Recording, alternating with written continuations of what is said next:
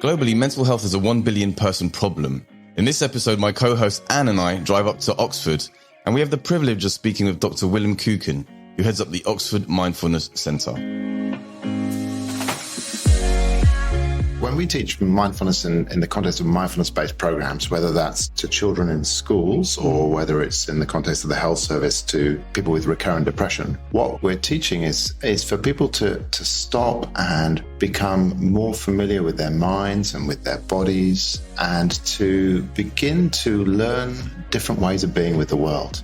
Now, where that will take people, you can never quite predict. Now, in the context of depression, the intention is to take people to learning a set of skills that they can learn to stay well in the long term. But I have certainly in my own life and heard from many people that people take that in all sorts of interesting directions. So my answer of what is mindfulness is that it has 4 parts to it. The first is that actually it's just a natural capacity that we all have. Everybody has an innate natural capacity to be mindful, and it can be trained. But it's a natural capacity that's trainable. That's the first part. The second part, that it has a sort of quality of attention and awareness. That what we are talking about with mindfulness is being able to attend to things quite intentionally, quite deliberately. So I can choose in this moment to attend entirely into my conversation with you two guys. Now, this young woman had suffered from depression. And right on the back of that thought of this is a pleasant moment came the thought, this won't last. Followed quickly by another thought, which was, I don't deserve to be happy. And then whoosh, a whole bunch of other thoughts.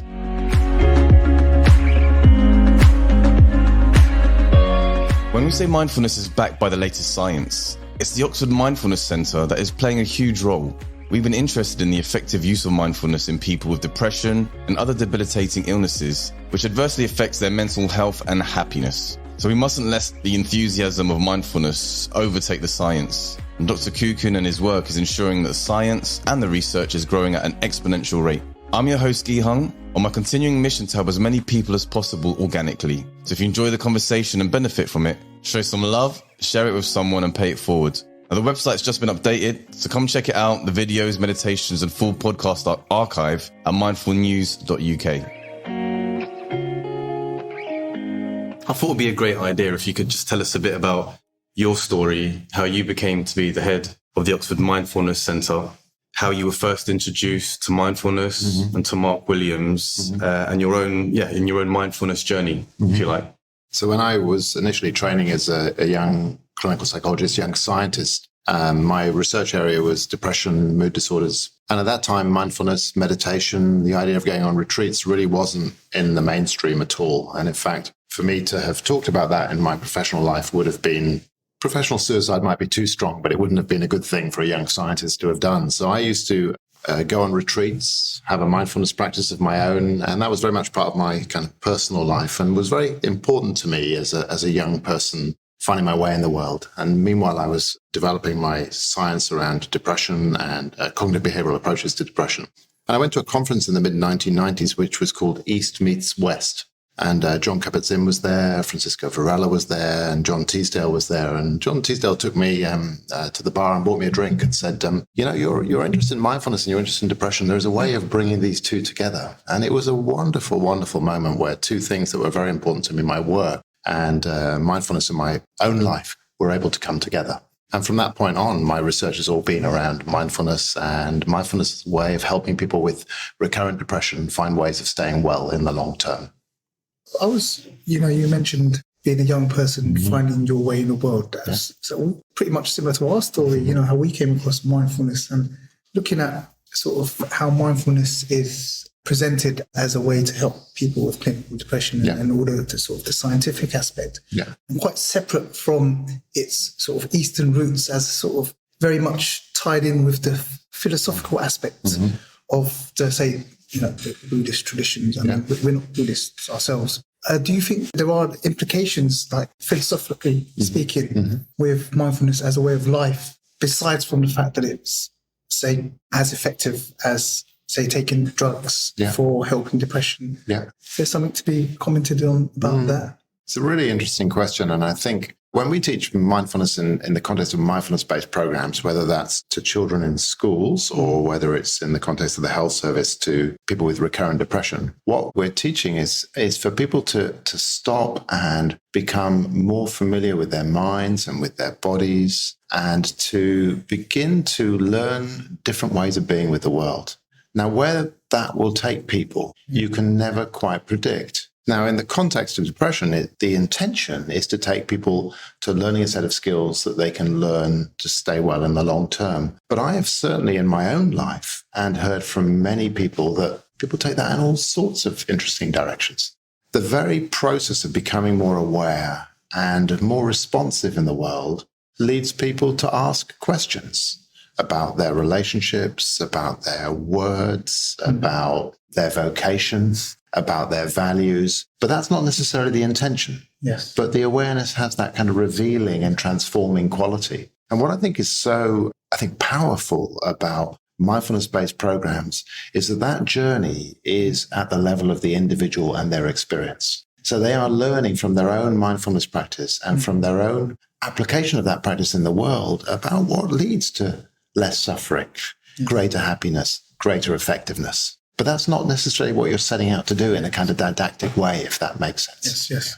So why don't we, for our listeners or viewers, perhaps if you could give it a definition of what mindfulness is? Great question. It's such an open question, and I understand, but I would like to ask that question again at the end. Yeah. But if we could give like a textbook answer that you would give someone asks you what is mindfulness. So my answer of what is mindfulness is that it has 4 parts to it. The first is that actually it's just a natural capacity that we all have. Everybody has an innate natural capacity to be mindful, and it can be trained. But it's a natural capacity that's trainable. That's the first part. The second part, that it has a sort of quality of attention and awareness, that what we are talking about with mindfulness is being able to attend to things quite intentionally, quite deliberately. So I can choose in this moment to attend entirely into my conversation with you two guys. And I can be aware of the sounds in the wider room. So there's something about an innate capacity. There's something about attention and awareness. And I think the third part is really, really key. And it's about something about the sort of attitudes that we're cultivating. It's not cold. It's not about a cold attention. It's about curiosity. It's about patience. It's about balance and equanimity. And it's about kindness. So that kind of landscape of attention gets, imbued with all of those kind of qualities. And the final part is what we were just talking about, is it actually has an aim or an intention. It's not ethically neutral at all. The intention is to lead a better life at some level, or with depression, to learn skills to stay well in the long term. Or the way it's taught in schools is to give young people the skills to better manage their minds and their worlds. So it's those, I know that's quite a long answer, but I think it's really important that all of those different components of mindfulness are part of any good definition of mindfulness. Yeah. And as you learn mindfulness and you get into meditation, I guess every time you hear that response, it will mean something new to you, right? Because it's an ongoing process. It's not you tell someone that once and I've got it, because you can't understand mindfulness just by definition. You actually have to live it, learn, go through the tough times, and and also continue to increase your understanding. Absolutely. It's a continual unfolding of understanding. The mind and body are extraordinarily rich and complex, and actually that deepening understanding is part of what mindfulness practice is about. Yeah. And, the saying goes that, if you don't examine your life, then it's almost not worth living. And, we found that practicing mindfulness and then trying to discuss the questions around it has, helped be that piece where we can really understand, well, what is our purpose in life? And, why are we here? But when I try and have that conversation with someone that hasn't been practicing mindfulness or, hasn't really taken the time to understand the relationship with their thoughts and who they really are and their ego, it's almost a very difficult conversation to have. How do you face that problem? And do you explain it one way to some people and another way to different people? And so I think it comes back to the intention of what you're trying to do. So I'll just give you an example from my own life. Is when my daughters were very young. I remember one night, it's a very kind of painful memory for me, which is I was reading my 5-6-year-old daughter a bedtime story. So I'd had a busy day at work. I'd come home and I was putting her to bed, and I read her a bedtime story, and I got to the end of the chapter and I was just about to say goodnight, and she wanted to talk about the story I just read her. Quite understandable. Yeah. I couldn't actually remember a single word of what I just read. I'd read the whole chapter on automatic pilot, and my mind was actually still back at work. So here I have a very precious time with my daughter, and I wasn't actually present. And that, for me, was a moment where actually bringing mindfulness into my relationship with my daughter is so important. I mean, one of the most important things I feel I can do in my life is to be a parent, and to be present feels really important. So that was kind of a personal moment. There's one moment I remember, a former client of mine who was the mother of a young child. And what we do with the 8-week mindfulness program is we ask people in week 2, between week 2 and week 3, to go away and record a pleasant moment in their week every day, and really with mindfulness to unpack that moment in terms of what was I thinking, what was I feeling, what was happening in my moment, in my body, and what was happening in the world around me. And she was pushing a toddler on the swing. And the toddler was just delighted. He was very happy and laughing and chortling. And she thought to herself, this is my moment to write on the spreadsheet and take back to my class at the end of the week as an example of a pleasant moment. Now, this young woman had suffered from depression.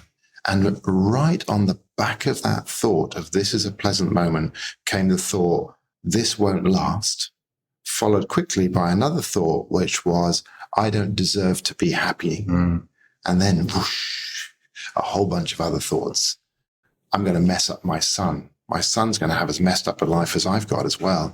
And then all of a sudden, just like me when I was reading to my daughter, she's no longer present to her own child. And she's overcome with all of this negative thinking, this sense of inner collapse. And she described that moment with a beautiful, beautiful metaphor. And the metaphor was, it was a wrecking ball thought. That first thought was a wrecking ball thought. And the reason I love that metaphor is because with a wrecking ball, if it hits a building full on, it's incredibly powerful. But if you stand back from a wrecking ball, it just travels through space and will eventually run out of energy. And so what she was able to do, and what mindfulness enabled her to do, was to be able to see that as a thought, label it as a thought, a wrecking ball thought, stand back from it and take the energy, take the destructive energy out of it. And that was a transformative moment for her, and potentially a transformative moment for her relationship with her child as well, because she was able to go back to being there for her toddler. And I think one of the key things about mindfulness that really struck me when I first started practicing was being able to notice thoughts as I sat down to do my practice. Yeah. So that in those moments where a negative moment, when I can realize it as a thought, it's that thought. It's that thing that I've been practicing every day. And then, with that nip it in the bud, so to speak, remove all that energy from it. And then you're able to continue with the rest of the day. That thought might come again 10 seconds later or a minute later, but at least you've now got these tools that you'll start to make little bits of progress. So it's that moment of realization that this is a thought and being able to see it as just a thought. And so for many, many people, of course, that's not their reality. Thoughts are just experienced as a stream of reality. Yes. And that's what mindfulness enables people to do, is to first be able to recognize that. Allow those to be there with those qualities I was talking about, of curiosity, of interest, of equanimity, of kindness, and step back from them. And then thoughts are impermanent. And which, leads me to the topic of the second arrow, which you mentioned, because there is actually another analogy that Anne and I frequently use, and we love to talk about it. And I'd love, your take on it as well. It's the idea of the black and white square on a chessboard. So the way that the story is set up is, imagine life to be a chessboard where black and white squares, where the black represents, the stuff that doesn't go well in your life. And the white squares are the good stuff. But as you begin this game of life, someone covers the board with a sheet and you have to traverse. And along the way, the odds of you making it without landing on the black square, is virtually nil. So I guess the first point of that is, when you do land on one, not to be so surprised, or not to, because, why be so surprised? You've expected this along the way. But what really was profound for me and Anne is that when we were looking on this chessboard, but what really was the black square? So for example, oh shit, I've got a cold now, or I've just broken my leg or something. That could be interpreted as that black square moment. But every moment that follows afterwards and every other thought that then follows needn't be a black square. Mm-hmm. But we realize that we do that in life a lot. We turn so many events into black squares. And one part that we enjoyed is a process of turning black squares into white squares. Mm-hmm. And we really enjoyed that analogy. When you mentioned the second arrow, it's like, well, there's that primary thing, which is the incident itself. Maybe like when my granddad died, death in the family, probably one of the worst that you can have as far as the black squares are concerned. But then I was able, you cry and you weep, but when I was in the office where being sad and crying was no use to me, every time that thought came in, that just take a breath. And then it was no longer a black square day. I turned it into a white square. Yeah. So perhaps with the second arrow, maybe could you comment on that? It's lovely the way you've put that. And of course, the first thing I'd want to say is I think one of the misconceptions about mindfulness is this idea that there isn't the reality of real adversity for many people in their life. And you've given some examples of, bereavements, but there is just a reality that some people live with economic deprivation, unemployment, ill health, and direct physical pain. So I don't want to minimize that in any sense. Mm-hmm. But you're absolutely right that the second arrow of what the mind brings to those experiences is what the inquiry of mindfulness is about.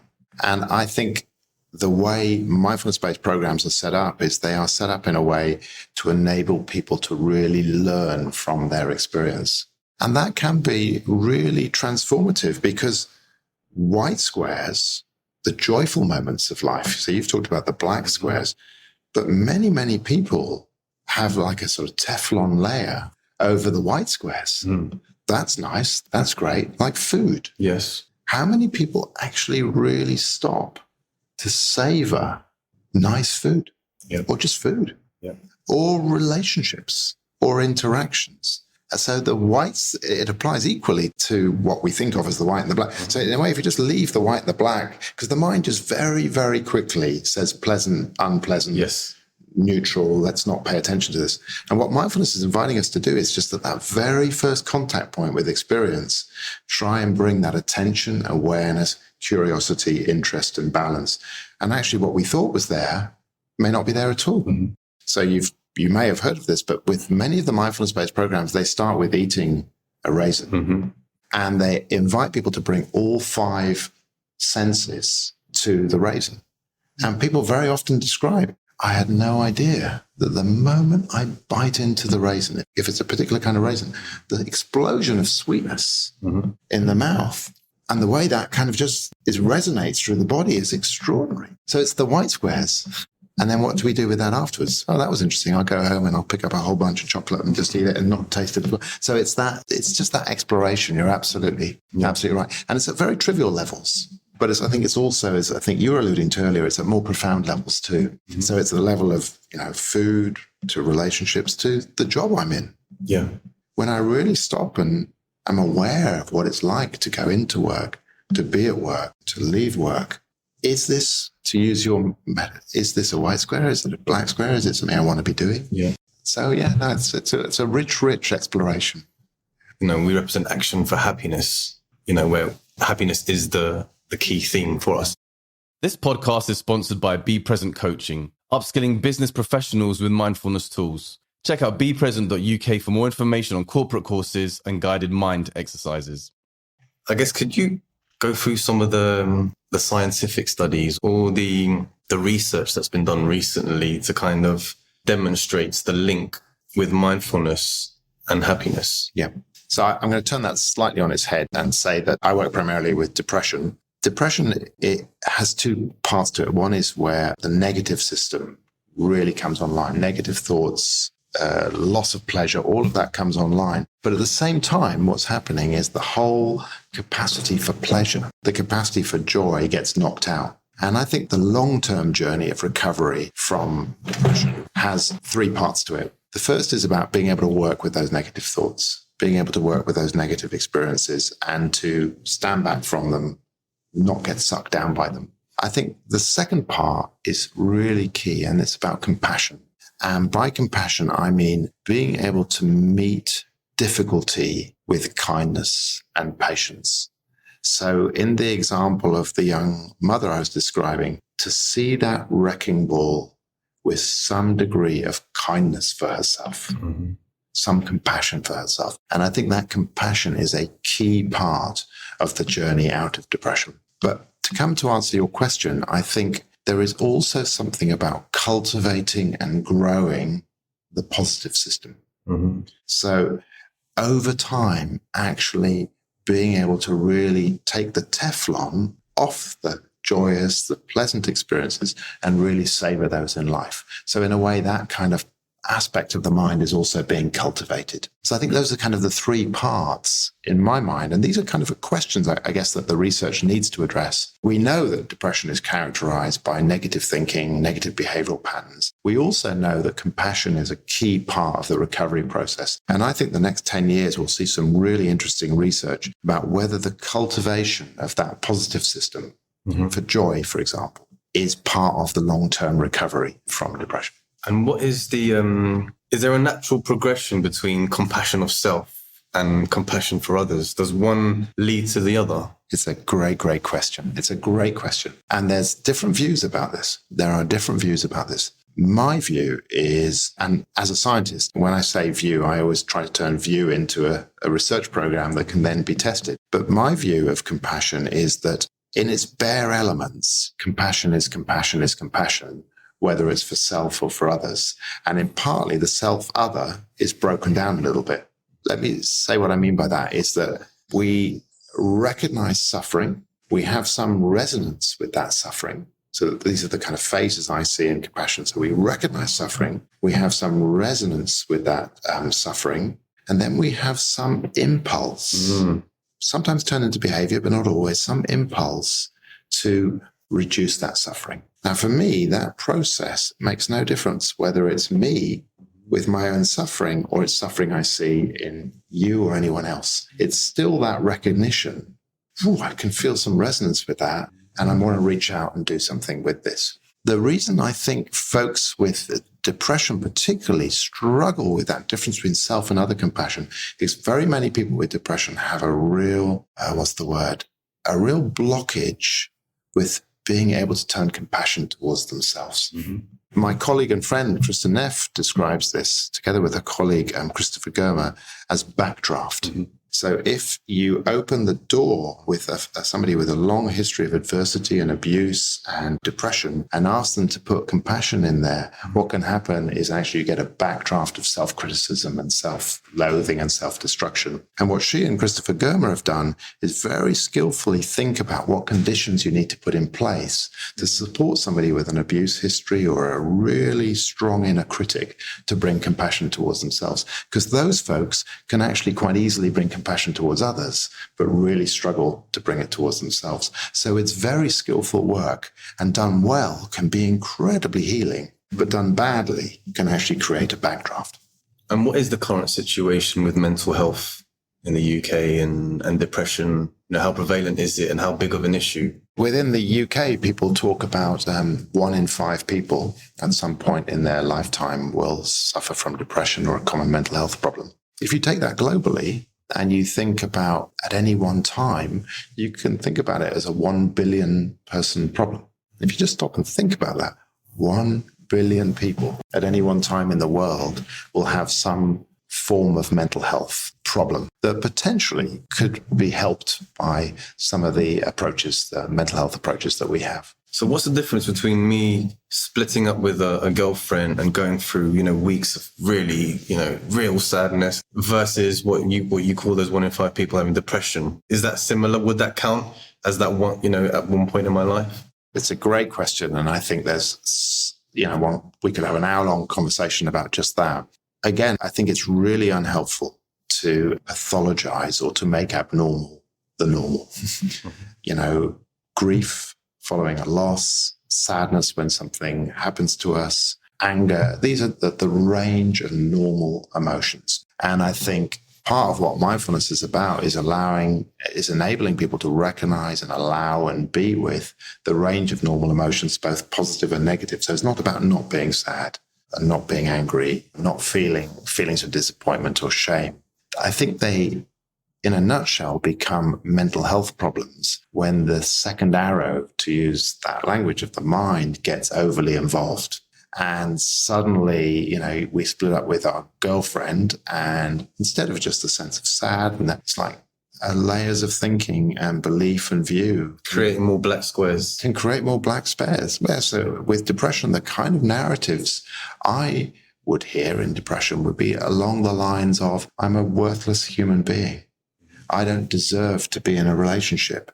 If people discover the real me, they'll reject me. Now, people all have negative thoughts, but when those negative thoughts really get ingrained, that can become depression or anxiety.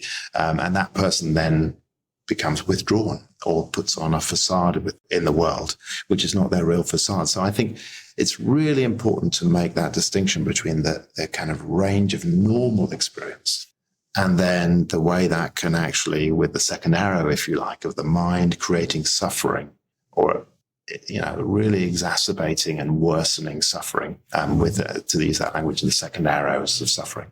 Is this coming to a point where mindfulness can be a core element in the curriculum, in the education system? Yeah, well, I come back to my earlier point. That kind of depends on what the science says. If what we find is that this is a great way for kids to learn these skills and it does change the trajectory of their lives, that's a very compelling case for it to be part of the curriculum. Yeah. But if it doesn't, then there'll be some learning in that too. And I think that's the key point. And but asking the right questions and testing for the right things. It's the right question and then using robust methods to answer those questions. So we don't yet know. There's lots of promising evidence. Yeah. About the enthusiasm running ahead of the evidence. And Claire Kelly, when we spoke to her, was quite cautious. Yeah. In claim, making claims that are sort of backed up by the sciences. But what I would say about these developments is the ones that are really showing traction are where people have taken a huge amount of care in developing the curriculum. So the mindfulness curriculum that we're using is the Mindfulness in Schools.B curriculum. And it took the guys who developed that, Chris Cullen, Richard Burnett, and Chris O'Neill, I think about 5 or 6 years of standing in front of classes of 30 kids, trying things out. And the kids tweaking it all along the way. Yeah. And kids are an honest, you talk about a focus group or some kind of feedback, right? Because they'll give it to you real, yeah. They'll give it to you real. So that curriculum is a curriculum that most teachers can teach and most kids find acceptable. Now, whether it actually has other effects other than being enjoyable and acceptable, that's still an outstanding question. But what is to the enormous credit of those people is that they have really, really developed something that teachers can teach. And that's no small feat because it's taught by mainstream teachers, not by experts who are coming from elsewhere. So it's taught by mainstream teachers. And it's taught in a way that makes things really acceptable. And I'll give you just 2 examples. One example is what they call the FOFBOK practice. FOFBOK, it's kind of, people hear the word FOFBOK. I never heard that word before. That's kind of interesting. What does that mean? Mm-hmm. Well, it means feet on floor, bottoms on chair. Mm-hmm. Kids get that. 11, 12, 13, 14-year-old kids go, FOFBOK, that makes sense. Let's start the lesson with a FOFBOK. That's kind of clever to come up with that. Another one they came up with, which a lot of kids like, is the thought buses idea. We have thoughts. We've talked about this already, right? We're standing at a bus stop. And a bit like all the buses, when you're heading home from school at the end of the day, you don't have to get on every single bus. Mm-hmm. You can actually choose which bus you're going to get on. So if the bus comes along that says, I haven't done enough revision for all my GCSEs, I'm going to really flunk my GCSEs, maybe I shouldn't turn up or maybe I should get a whatever. That's a thought bus. Now, it may or may not be true, right? But it's a thought bus. And whether the kid chooses to get on that thought bus. So what they've done is they've really developed a whole range of practices, video clips, resources, materials that kids can relate to. And I think that's incredibly smart and incredibly clever. Okay. Yeah. Good. So just one final question. Yeah. It's a question that we ask on the Action for Happiness course in the first week, which kind of tees us up for the rest of the 8 weeks. But what really matters in life for you? For me personally? Yeah. Great question. I think what really matters for me more and more with time is actually making a positive difference for other people, whether that's students that I work with or patients that I work with or colleagues that I work with in my immediate circle. Or in terms of my science, doing science that will actually have an impact and make a difference. So I'm very proud of a body of work that suggests that mindfulness-based cognitive therapy might provide an alternative for the literally millions of people who are on antidepressants. So to provide that choice, that option for people feels like a piece of work that is of value and of benefit to other people. And the same thing, when I see my children or my colleagues thriving, and I think, have I played some small part in enabling that to happen? That gives me great joy. Wonderful. If they want to find out more about your work and get in touch, how can they do that? The Oxford Mindfulness Center. So we have a website, and that describes all of the work that we do. Okay. Well, thank you very much for doing this. We're truly honoured. Yeah, no, it's fantastic. Really great to connect with you and to do this interview. Yeah. Thank you.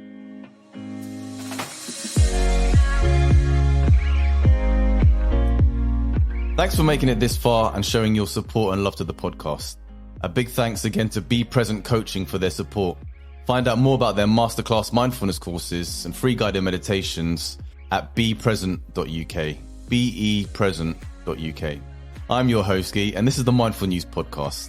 If you've taken away something from today's episode, please go ahead and share the link with a friend. Until next week.